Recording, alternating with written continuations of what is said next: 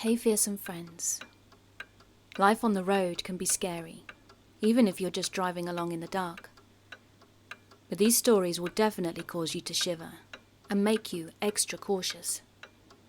So sit back, relax, and get cozy, comfy, warm, because it's time to let your nightmares in.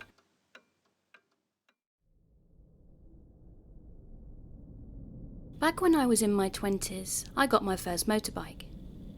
It was a beaten-up Honda MTX 125, which cost me the princely sum of £500, and I loved it at the time, as it was mine, paid for by me. My friend used to live in a village around 20 miles from me, and I'd said I'd pop by to show off my new wheels. Now there is a long main road which is mostly in the countryside, so it's not very well lit. And after my friend and I had had a laugh, I made my excuses and left, as it was getting late. It was 11 p.m. I started on my way home. I was travelling down the main road with no cars around, and I was probably doing 40 miles an hour, when I suddenly became aware of a car behind me. It was a 4x4 type, dark in colour, and I noticed it getting a little close, so I slowed a little, thinking they wanted to pass. The car started to overtake as expected, but maintained speed next to me for a second, then pulling in, sending me into the ditch at the side of the road. Luckily, I somehow maintained control, as the ditch wasn't that deep, and as my bike was an off-road bike, I bumped back onto the road and just nailed the throttle. To this day, I don't know how. I looked in my mirrors to see two guys getting back in the car. When I got to the island at the end of the road, I turned into a well-lit area. I then turned down a side street and pulled in behind a van, and peered around it to see the dark 4x4 driving slowly past at the end of the road. I must have sat there panicking for an hour before having the guts to move. Then I raced back, probably breaking every law. To this day I don't know what their intentions were, but I certainly wasn't going to find out, and thank God I kept my cool. Well, kind of.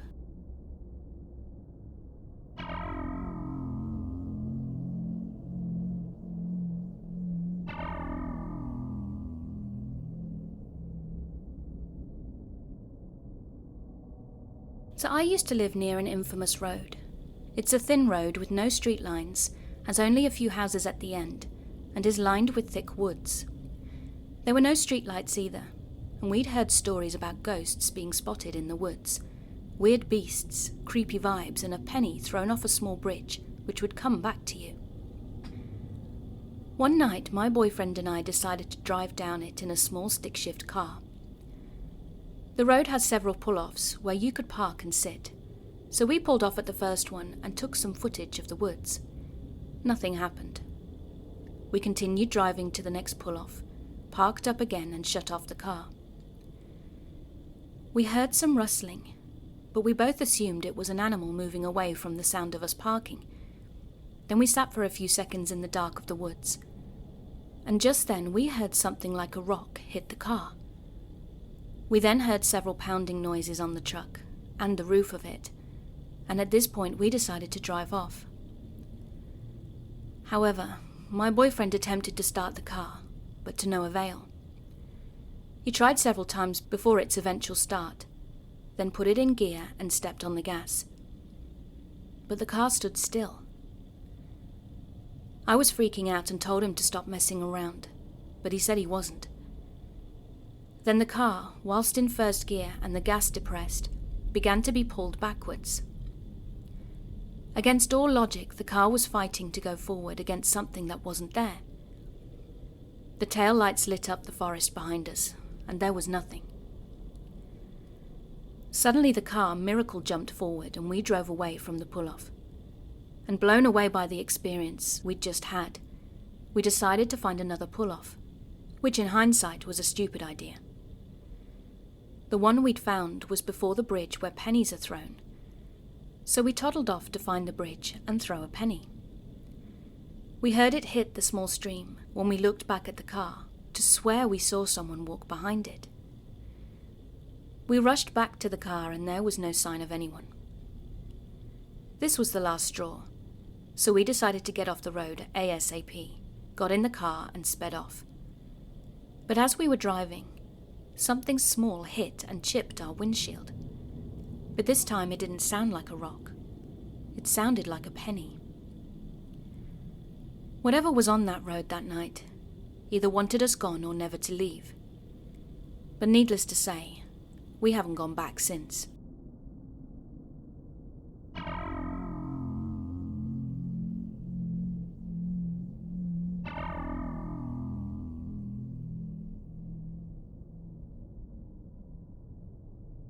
When I was about 12 years old, my mum and I had run out of gas as we were on our way home, and it was around 9 p.m. We pushed the car off to a side street that led to some warehouses that were closed, and we turned our hazards on. Now my mum, being the intelligent person she was, I'm being sarcastic here, decided to flag someone down as we had no one we could have called. The car was my dad's as my mum had gotten hers stolen. And after about 20 minutes, a car pulled towards us and offered us a ride to the gas station. Of course he had terms, which were that I was the only one he'd allowed to ride with him, and my mother, being the stellar parent she was, let me go. The ride to the gas station wasn't much to talk about. However, on our way back, this guy decided to ask me if I was a virgin. Me, being the good noodle I was, of course hadn't lost my virginity yet, and my innocent kid mind told him as much. That's when he started to ask me if he could pay to take my virginity. He offered $200, and it kept going up when I said no. His reassurance to me was, "I'm not big, it won't hurt."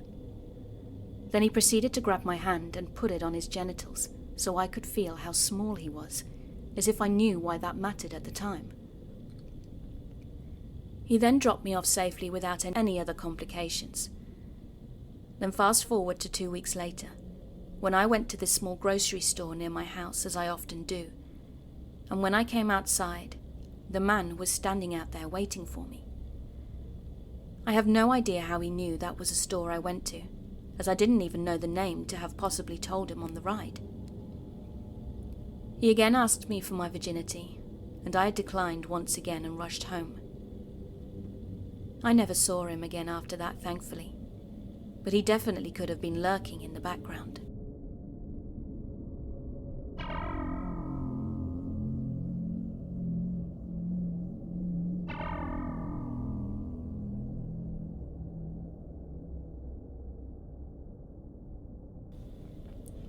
Driving through Virginia, having originated from North Carolina, I headed up to New Jersey to see my then boyfriend. It was just nearing dusk as I passed a military base with very large windmills nearby. I'm not sure if they are close. I'm not sure if they're so close as I remember, but I think they were, as I've made that drive many times, but I still can't remember the name of the base. The road I was on met with an on-ramp, and onto it came a shirtless Johnny drug addict, driving like a bat out of hell in his rusty vintage 70s whatever. I tried to get behind him because he was swerving over into my lane, but he didn't like that at all. He began to play a literal game with me, that wherever I went he got directly behind me and tailed me dangerously. I sped up to try to get away, but he sped up too and got in front of me, hitting his brakes hard. I changed lanes to slow down, and he did the same. Then he got behind me to add extra pressure and intimidation. Only one truck had passed us this entire time, so I was all alone on the road with this whack job. There were no police in sight, with my 2 small children in the back, and I had my 2 small children in the back seat. He went over into the other lane then, and got right next to me, yelling and cussing at me, which made me really angry. But I stayed cool when I noticed a small boy with curly hair in the seat next to him. Poor kid was probably only 7. Finally, after what seemed like an eternity, he decided to get off the strip I was on. He decided to get off the strip I was on and flipped me off as he went. I was never so relieved in my life, and I thankfully didn't see him again for the rest of my trip.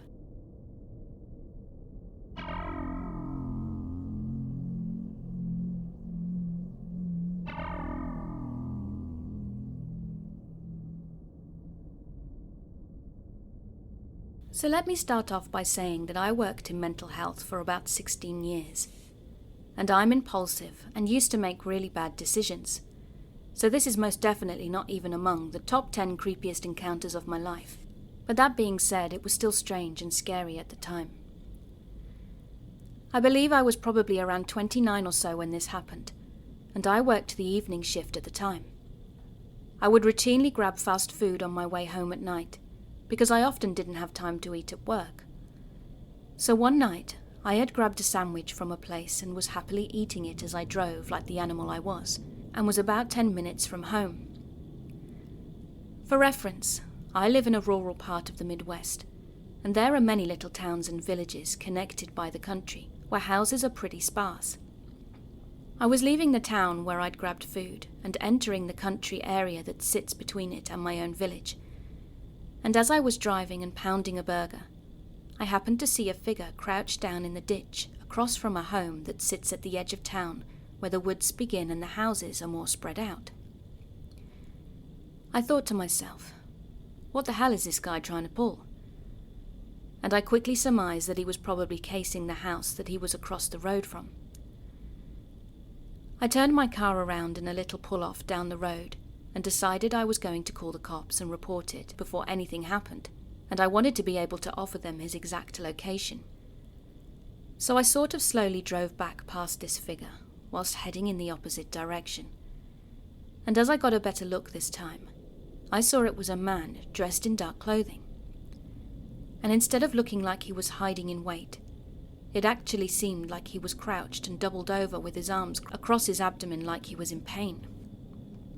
I turned my car back around, this time stopping my car about 20 to 30 feet away from him, and I rolled down my window, asking him if he was okay. I explained that I was a nurse and could help, but that I didn't want to get out of the car as I was by myself. He moaned loudly. "That's okay," and confirmed that he was hurt. He told me that someone had come by and just randomly beat the crap out of him with a metal bat. He said it was getting hard to breathe, so I told him how to sit to help with his breathing and that I was going to call an ambulance. He did what I told him to and agreed to let me call 911, so I did. I was parked alongside the road watching this dude struggle in the ditch, and again, it's a fairly small town, so I knew that it wouldn't take long for EMS to arrive. Now that I had a moment to process what was going on, I started to figure out that it probably had been a drug deal gone bad or something like it. You see, where we live, there's something called rails to trails, which are really nice biking and walking paths that are often in wooded areas, and they run alongside railroad tracks. Where this guy was located, the trail was probably a half a block distance behind him. I knew people met up on the trails for nefarious reasons, sometimes because it was well covered and empty at night, and not policed, because vehicles are blocked from entering. So my mind was already starting to piece together this dude's situation, because people don't usually just beat the hell out of strangers with a metal bat for no good reason. I was also still on the phone with the 911 operator, because she'd told me to stay on the line until help arrived. As I was having these thoughts and waiting for the squad, all of a sudden this piece of crap old green minivan came squealing up from the opposite direction and stopped right in front of the guy in the ditch. It was a heavy-set man and woman, probably in their early 30s, and they didn't get out, but instead started yelling at the guy to get in the van. He breathily told them that an ambulance was coming, but they continued to shout for him to hurry up and get in. I was pretty much crapping my pants at this point, because they seemed to not be paying any attention to me parked there, but I was afraid that if I took off, my driving past them would put me on their radar and they'd start following or shooting at me. So I just sat there frozen in fear with my half-eaten Baconator getting colder by the second and trying to quietly narrate what was happening to the 911 operator. Suddenly there was a sound of a bunch of distant sirens coming closer.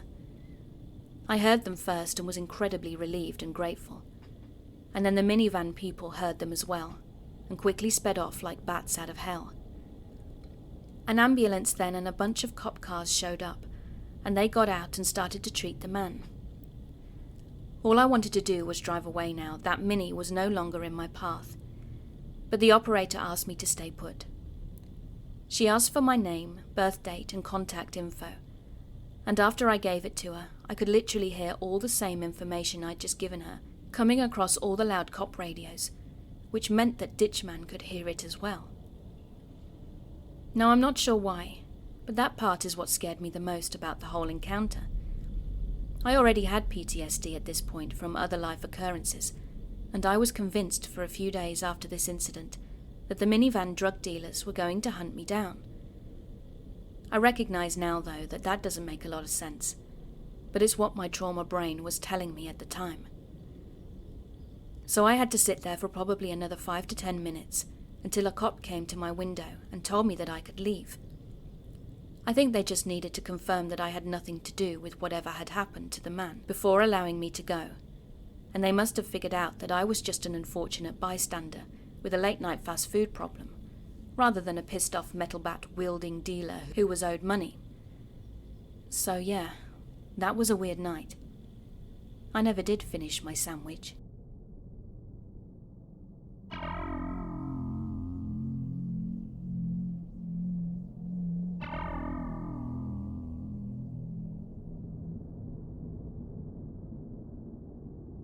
So I had an interesting experience recently that I need feedback on. I was driving to my grandparents' farm with my boyfriend and dog one night, so it was very dark out. There were no streetlights and no other cars out besides the one that I'd passed, when eventually I was joined by another car from behind. They had their brights on and were tailing me. Okay, I figured. They were just annoyed with me going 60 in a 65 and would soon just pass by me. However, they continued to tailgate me for a minute or so with their brights still on, before flicking them off. After this, they continued to ride behind me for 5 to 10 minutes, never passing me even though we were the only ones on the road. I found this odd but brushed it off and told myself they were either a cop or just liked my modest speed. That wasn't the case though, and after driving like this for a bit, they began turning their headlights on and off at me. Not their brights, but their headlights. My first thought was there was something wrong with my car, or maybe a hazard ahead, so I slowed down and flashed my brights, trying to figure out what was going on. This is when my boyfriend chimed in. "What are you doing? Don't stop in the middle of nowhere, keep driving." Instantly it clicked then that he was right. So I carried on driving, trying to ignore them, and after flashing their headlights a few more times at me, they gave up their attempts of communication and continued to tailgate me. After a while of driving with this car, we approached a semi-truck that was making a turn and happened to end up behind us. So now there were 3 of us on the road, and sure enough, as soon as the semi joined us, the other car decided it was time to get going. They backed off and stopped riding me, passed by me, and were out of sight a few minutes later. Does anyone have any thoughts, opinions, or concerns?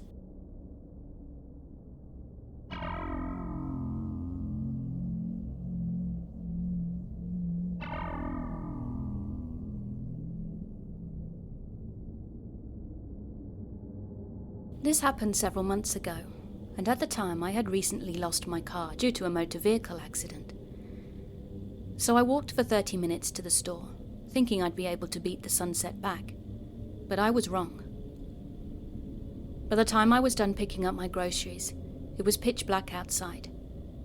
And the thing is, I live in a woody area where there are not many sidewalks, so I didn't think it was safe to walk back. I tried getting my brother and cousin to pick me up and drop me off, but they wouldn't have been able to make it for a while. So instead I decided to get a Lyft. A photo of a suspicious-looking creepy old man popped up as my driver. I waited at the sidewalk for my ride, and maybe about 10 minutes later he arrived. It was a silver Toyota sedan, and the driver was an old man wearing a cap and a pair of large-framed rectangular glasses. Instantly something felt off about the man's aura, but I tried not to let it bother me too much. After all, my home was literally down the street. I asked him if I could put my groceries in the trunk of his car, and he nodded. So I dropped it in without noticing what was in there, because where we were was pretty dark with no street lamps. I then helped myself into the car and told him that I live back there, pointing in the direction from which the vehicle had arrived, and let him know that he was only a 3-minute drive from my home. I saw him nod, or at least I thought I did, and as soon as the lights switched to green, he made a right. I thought he was making the right to turn the vehicle around, but instead he drove past the main road he was supposed to take to get me home. I let him know immediately that my home was the other way, as I pointed in the direction, and he acknowledged it, but still kept going straight, claiming there was an issue with the GPS.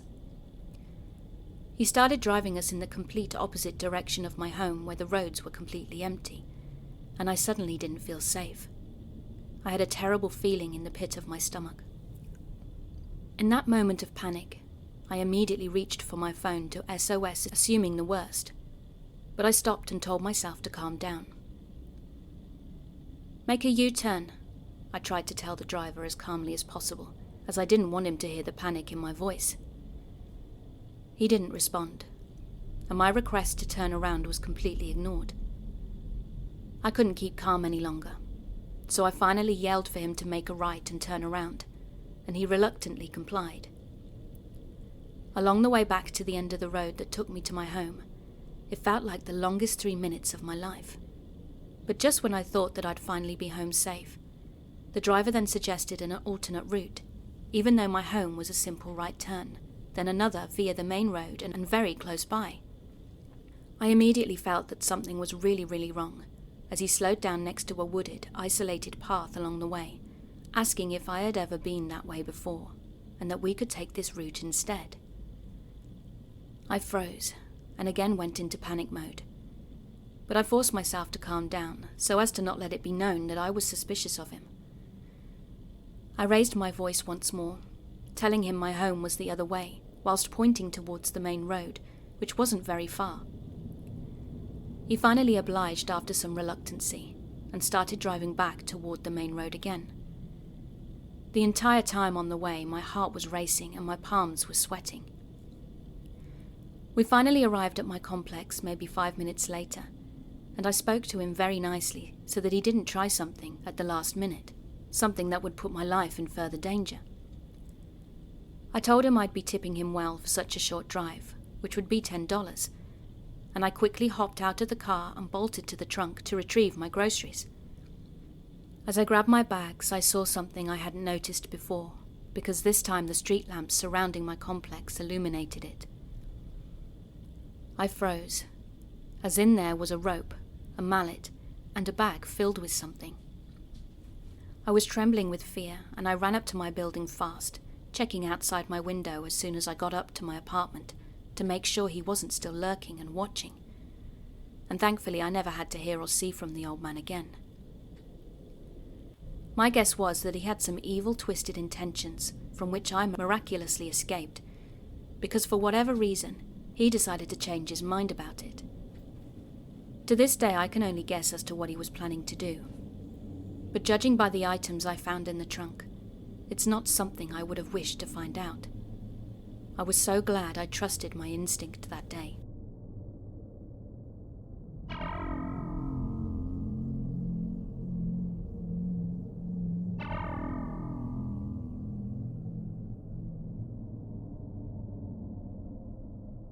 Once last week and once this week, I was temporarily followed by a red car whilst driving to work. I know next to nothing about types of cars, and being that I drive to work at 4 a.m, it's always dark once I leave, so it's really hard to see license plates with lights pointed at you. My first encounter was as I drove down my street. It leads to a four-way, past some apartments, then into the city centre, and I noticed a vehicle waiting to turn at the entrance of the second apartment building. I thought nothing of it, as some other people are up as early as me, and it's not unusual for them to be waiting for me to pass, as it would have been unsafe to go in front of me. But once I'd driven past and got to the light, the vehicle pulled out and went through the light the same way I did. Not unusual at all. I turned left, the vehicle turned left. Then I stopped halfway onto the next road, as a doe with 2 fawns were crossing the street. The car behind me waited to get out of the turning lane, as I was already blocking the road. So I continued on, took a right, then a quick left and headed towards the train tracks. I then suddenly got a feeling that I should turn down the road just before the tracks and let the car pass me, as it was still following. So I did just that, quickly pulling a U-turn once the car was out of my sight. I waited for a moment, then pulled back out, taking a right to the tracks. I didn't see the car anywhere then. Not even a minute later, I saw headlights waiting to turn on my left, and it was the same car. They'd driven into the parking lot of a little park, then turned back around to the entrance. I sped up a little and watched in my rearview mirror as they pulled out and cut across the road, then sat. They didn't move, and in just one look down and then back, the car was gone, literally nowhere to be seen. My second encounter, I was a bit further down the road that I was on in the first story, and as normal, I was listening to my music. The road was empty except for one truck that passed me on the other side. Then I saw a car waiting to turn on my right, same shape and colour as the other one. Once again, it was unsafe for them to pull out in front of me, and I couldn't see their blinker even if they had it on. So I kept going, the car pulling out behind me, facing mine, and sat. It didn't go anywhere. The speed limit goes up on this part of the road. When I looked behind me one last time, and the car was once again gone. Not a single pair of headlights or brake lights could be seen. I have yet to see this vehicle again, but I have a strong feeling it's the exact same person in both encounters. I don't know if they were trying to catch my license plate by sitting in the street or what, but I'm now on high alert when headed to work, as I'm afraid one day they're going to continue to follow me and not disappear like before.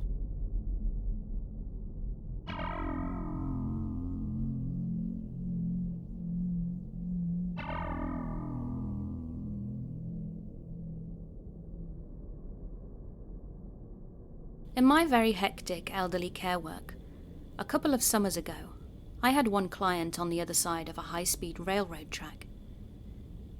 The trains would pass at 130 kilometers per hour, over 80 miles per hour by the crossing, and on the other side of it was a T-crossing. On the horizontal line road in the T, it was very empty, approaching from the bottom of the vertical line in the T, so the drivers in the queue through the train crossing stopped to briefly look left and right before merging onto the road, as the other side were moving very fast. Now I do acknowledge that the following situation was definitely my own fault, but in my weak defence, I say that the waiting time for the next car to move forward, onto the empty road ahead, was minimal, and the queue moved swiftly. The young girl in front of me in a small car crossed the tracks, but then stopped abruptly, way before the yield line onto the bigger road. Normally the space before that line would fit 2 cars easily, but since she'd stopped way before that, the back end of my car was still on the train tracks when I stupidly enough followed her almost immediately. I knew a high-speed train would pass any minute before 8 p.m, and it was 7:57 p.m.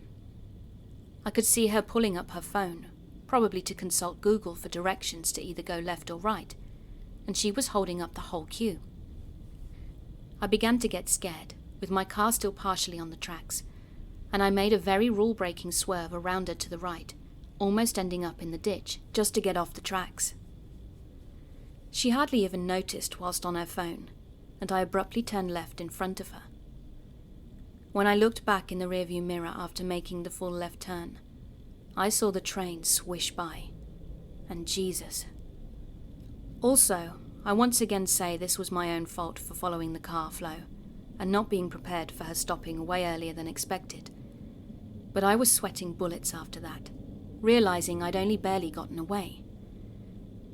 I got there on time for my client though, so all was good. But I will definitely think twice before crossing a train track in the future. So lesson very much learned.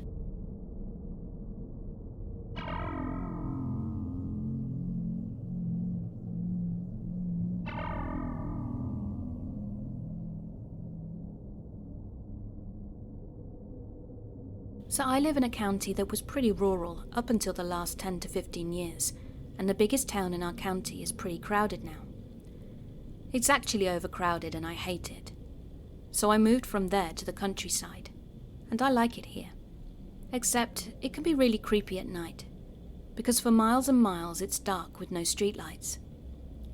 Now one thing about this county is that the main roads always get backed up really quickly, so it pays to go along the back roads. The back roads, like any other rural place, are less populated, dark, have lots of trees and no sidewalks. However, a few years ago something happened that almost made me stop using them. I was driving home late one night and decided to take one particular back road that shaved 10 minutes off of my home commute. I was tired and had to get up early, so I was going quite fast in an attempt to get home sooner. This particular back road was a little more populated than some, but it is very spooky in some stretches because huge trees are alongside the road and their branches and leaves make a tunnel of sorts. So I was zipping through and around a curve, and up ahead I saw what I thought was a giant garden flag. You know, the flags that people put up in the spring in their yards. Well, I thought it was a weird one because it seemed like it was fairly tall and large, and it was in the middle of the road. As I got closer, my headlights lit up what I could see was not a flag. It was a person. A lady. She was wearing a red fez. I live in rural Maryland and you don't see a fez every day. A long flowy white dress and an orange reflective sash across her chest. Now this was more than a little strange, because she was in the middle of the street, and as I drove past her, it got even weirder. As dark as it was, I drove by and I could see she was about 60. She had glasses, and I could see her bright blue eyes. She looked into my passenger window and started doing this weird bouncing movement. I thought she was going to try to get in my car, but mind you, I was going pretty fast. I don't know what it was exactly about her, but she freaked me the hell out. I didn't think she would rob me, but I really thought she was a soul snatcher or a skinwalker. I honestly didn't think she was human, but I can't adequately describe how creepy she was. I sped past her as fast as I could, sporadically glancing in my back seat to make sure she hadn't materialized in my car. I prayed, recited scripture, and kept watching in my rearview mirror.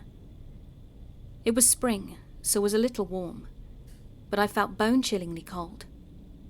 I finally made it home and I ran in to tell my mom what I had witnessed, and I'd got in just as my brother was telling my mum about this weird lady he'd seen as he was driving home too. He'd seen the same lady, but he saw her at the intersection from the highway and the back road, whereas I saw her further down. We both had the same reaction, and she'd also tried looking in his car.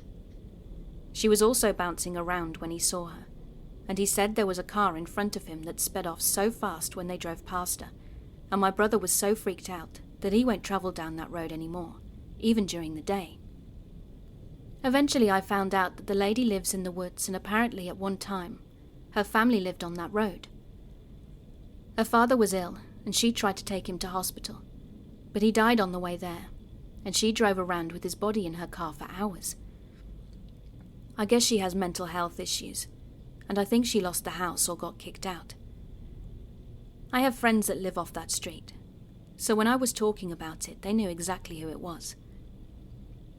I still go on that road, but I haven't seen her since. I do hope she's okay, but I really do not want to run into her again.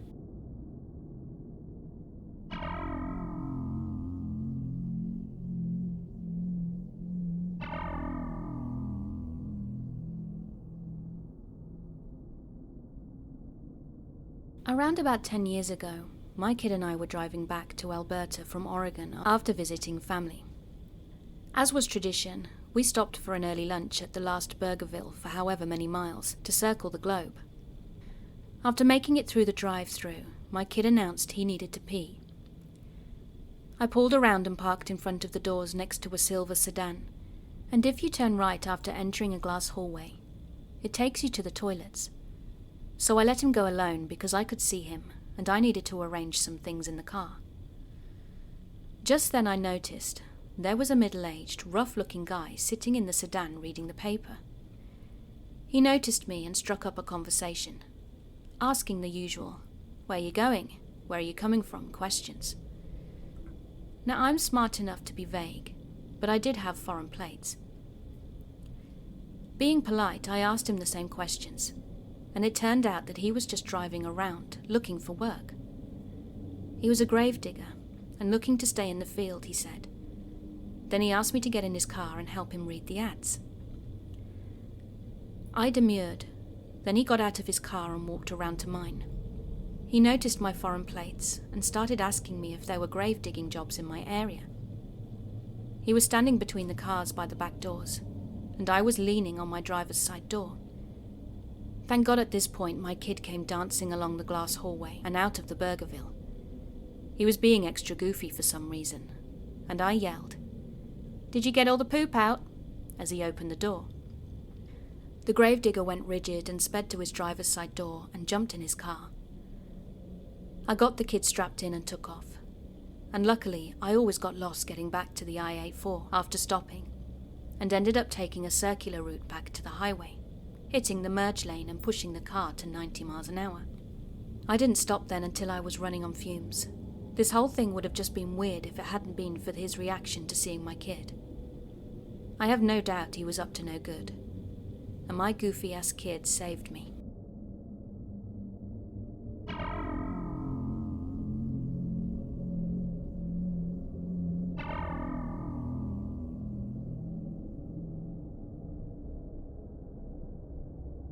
So this is my first post here on this sub, and this memory makes me sad because it involves my son as well. For a little background, my son's father and I parted ways a few years ago, and it was decided that I stay in California while my son goes to live with his father in El Paso. It certainly isn't ideal, and I have a rough time with the arrangement, but it is what it is. My son recently turned 11, so I decided to go on a road trip from California to El Paso. It's a long drive, but the beauty of the Southwest is definitely worth it. I'm a 31-year-old single white female. I'm short and petite, and can pass for a 22-year-old.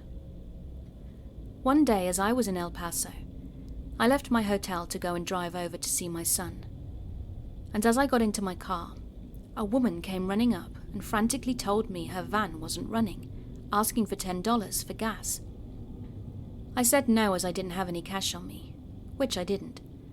Then I started my car and saw the woman in my rearview mirror get in her van and drive away. Okay, I thought, but it wasn't really cause for concern. She just needed the money. Fast forward to later the same day, and it was now the evening. My son was hungry and wanted something to eat, so I took him to the store for a sandwich and a drink, and it was dark out. The parking lot was somewhat full. My son and I got in my car, and as I was backing out the parking space, a man yelled at me in Spanish. I was so caught off guard, and as a reaction I stopped the car a little.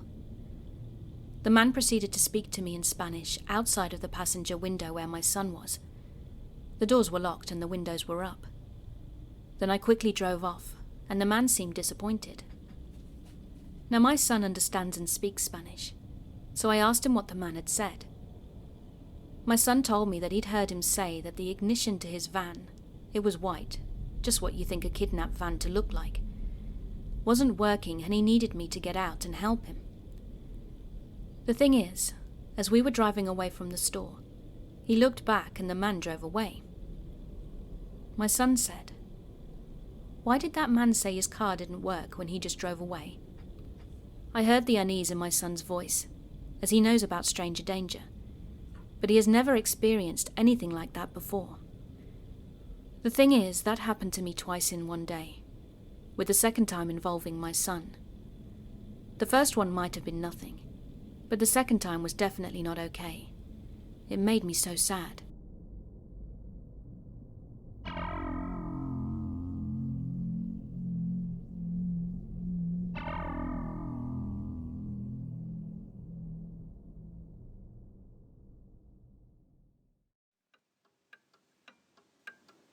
Hey, thanks for listening.